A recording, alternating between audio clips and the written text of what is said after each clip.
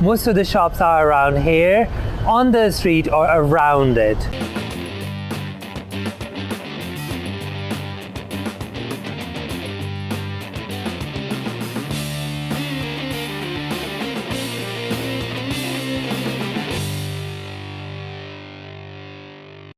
So Madrid is the capital of Spain, of course. It is also the highest capital in Europe when it comes to elevation above the sea level.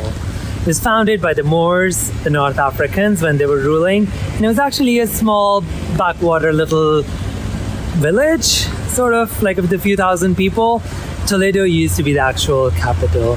Actually, there was no one capital when the Christians had taken over Spain, because the king didn't want to piss anyone off, and wherever the king used to be, that was the capital in line with the tradition of the day. But there was one king who basically put his foot down, and he actually founded Madrid and chose it as capital on the same principle as Rome. So Rome is the center of Italy, and he chose this place because this is the geographical center of Spanish Peninsula. That's how Madrid became the capital of this gorgeous country. Now, if you want to see that, I will show you that in Puerta del Sol, where you can see the point zero of Spain. In this video, I will show you how to explore my favorite European capital the best possible way. So come with me.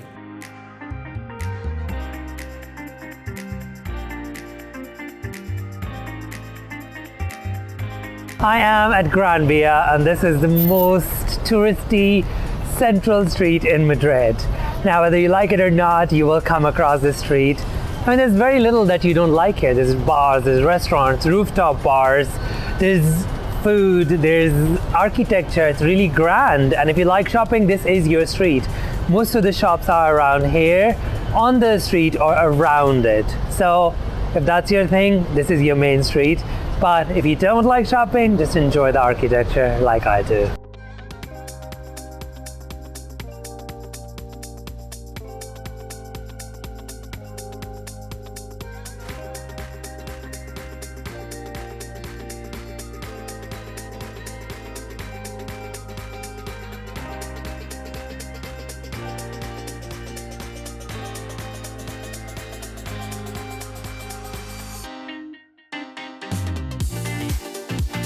If you're a Money Heist fan, Madrid is the Mecca for you.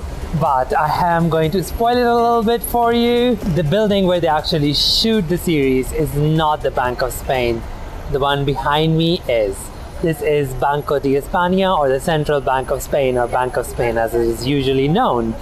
So the only consolation I can offer is it's really beautiful, grand, another beautiful place right off Gran Via, and the next stop we have is also really close and another gorgeous place.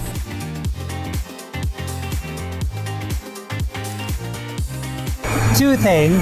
One, the Royal Mint is a really boring drab building. It's quite far. I wanted to go, I looked at the photos and I was like, nah. Also, I took a very quick Wikipedia read. But Money Heist is actually not set in the Royal Mint either. It's some other building. And to top it all off, they obviously don't keep all the gold, neither here nor the Royal Mint. It's hidden in a few different buildings, which are really boring according to a source. Sorry for the disappointed again. This is the Bank of Spain, and this is the Town Hall of Spain. Look how grand it is. There's something really interesting about this place. By the way, this is called Plaza Cibeles. And I really like this place, not only because of the architecture, but also because there's a rooftop bar, which I'm not happy telling you about, because not many people know about it.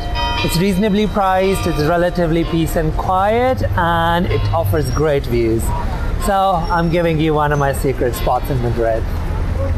Let's go see Prado now, my favorite museum in Europe.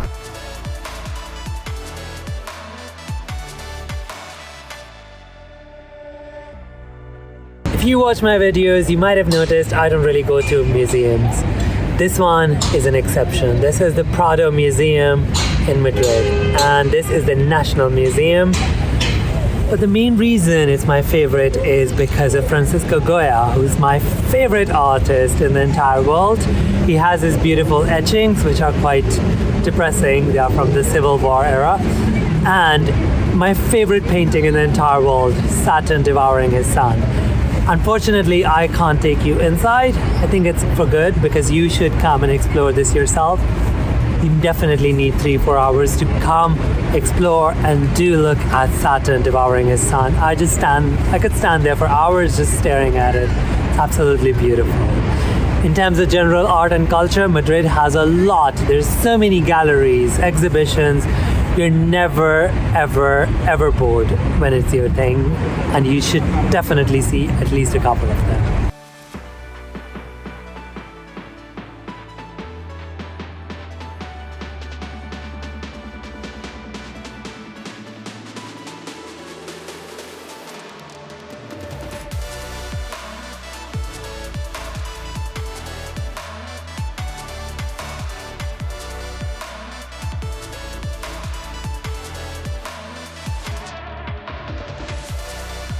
Madrid has a really beautiful park called El Retiro, and I'm sitting in it right now.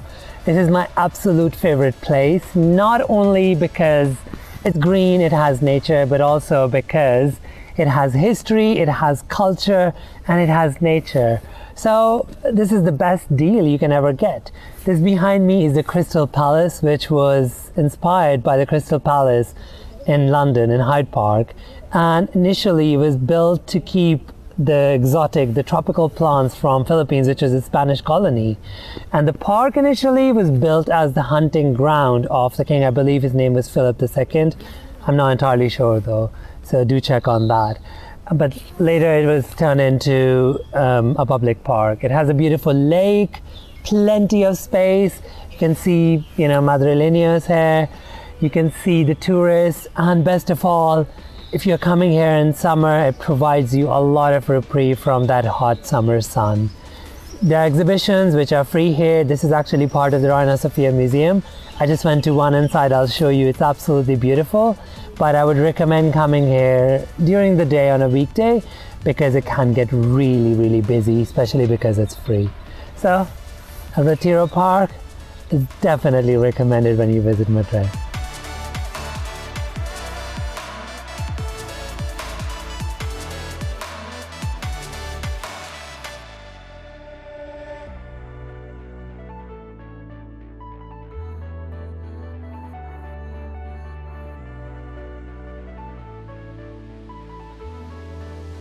I am in Puerta del Sol, the busiest, most touristy spot in all of Madrid.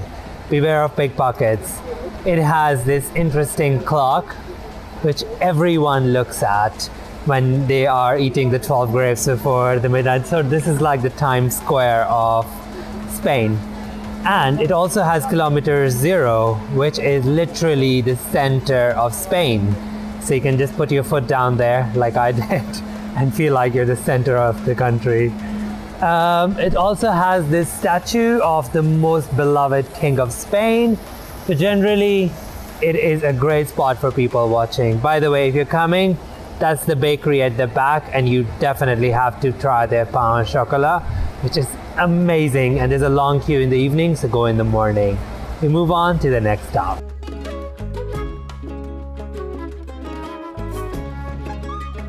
I am in Plaza Mayor, the big plaza. Y is J in Spanish, hence the Mayor. And this used to be the center of life in Royal Madrid when it became a royal city. The plaza was even used for bullfights sometimes, but the reason I really like it is because there are certain doors, and when you go through these, you come across these teeny, narrow streets which give you this feeling of a small city, not the capital of Spain. Remember, I talked about that. So it's the perfect place for that. There's another thing which I want to debunk here, and that is about the equestrian statues. Statues where, the rider is on a horse, and this one has one. So on certain tours, I heard that, if there's one leg raised, the rider died a certain way. If there's two legs raised, the front legs, the rider died a certain way, etc., etc. Now, I checked online, and while 50-60% of the statues conform to that. It is not an exact science, and you should not just read the statue's legs, the horse's leg, or the position of the rider to judge how the rider actually died. Sorry, I had to ruin this one for you as well. You will hear this a lot in a lot of tours in Europe.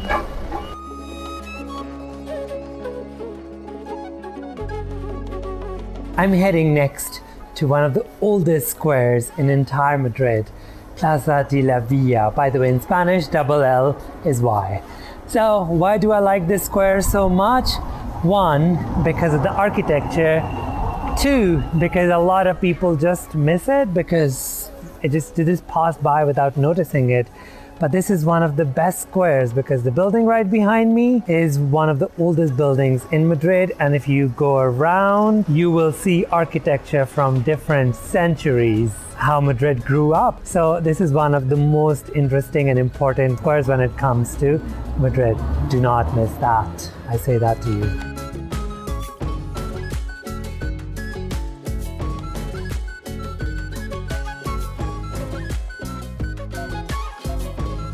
So the Cathedral of Madrid, it is an interesting building. The exterior is, okay, it's nothing crazy. And compared to European standards, this one is a baby, it was inaugurated in 1993. But the reason I really like is because the interior was made right after the dictator Franco died, and people went crazy with color. And if you like, the Gaudiest colors, this one is another beautiful cathedral that you do not want to miss. And it is free as well.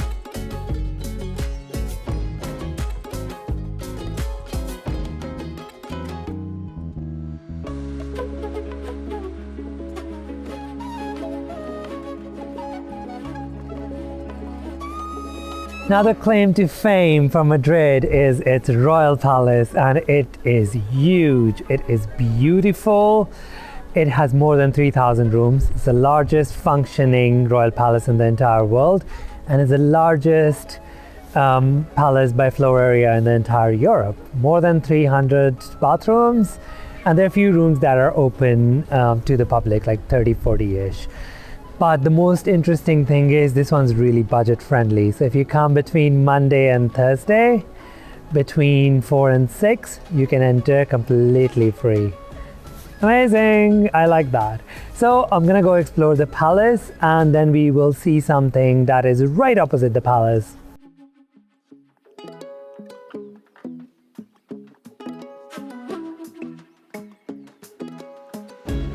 When you're visiting the Royal Palace, I would definitely recommend not skipping the chapel and the throne room. They're really, really beautiful, and I would also recommend keeping your eye on the ceilings. Trust me, you will.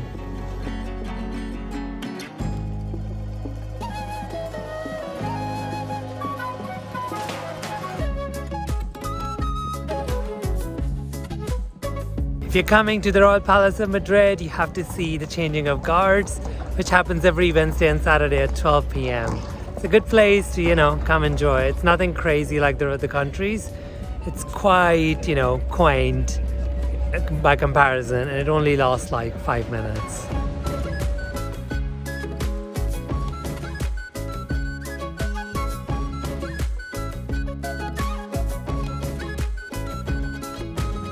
I'm a man on a mission today. I want to eat some almond cookies made by nuns in front of an Egyptian temple. And I will need 10 or 20 euros for this. Let's go. By the way, this is the Nunnery of Corpus Christi, and this is where we'll get our cookies. This is the door, and I have come to the right place. And we're gonna go ring for the nuns. Open the door. So we come to this door, we make our selection of cookies. So you tell them what you want and you put the money in this round belt.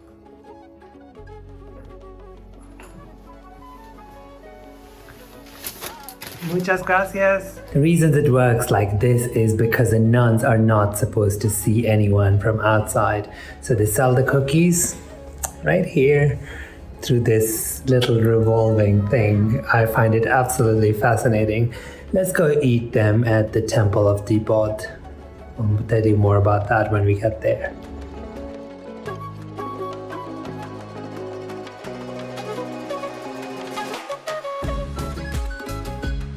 I'm sitting in front of an Egyptian temple, eating really delicious cookies made by nuns. Mission accomplished, I guess, yeah? So this is the Temple of Debod, and it is right next to Plaza España. And this was actually brought here piece by piece and rebuilt in the same exact orientation from Egypt. And the thing I like about this one is it was actually a gift. It wasn't taken from there. It was gifted by the government of Egypt.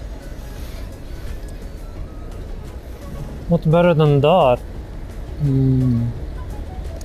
Let's continue with this beautiful journey of Madrid. Flamenco. So I would not recommend seeing it in Madrid because it's a lot more expensive. There's a lot of tourist traps. But if you really want to see it, an average show costs about 35 euros-ish. There's a good company called Los Carboneros. I will put the name here. And you can try and book with them. They seem to be recommended by locals. That's what I mean. I haven't seen it, so please don't hold me to it if it's not good. But yeah, I would not recommend flamenco in Madrid. If you're still not convinced about Madrid, I would definitely recommend checking out my video, Why Madrid is my favorite capital in Europe, and that will change your mind, I promise. The link is above. All good things must come to an end, and sadly this journey of ours in Madrid has ended. I really hope you enjoyed this guide with me and you fell in love with the city as much as I did. And pretty much every year that I come here, and every single time I discover something new or just enjoy the stuff that I already love so much.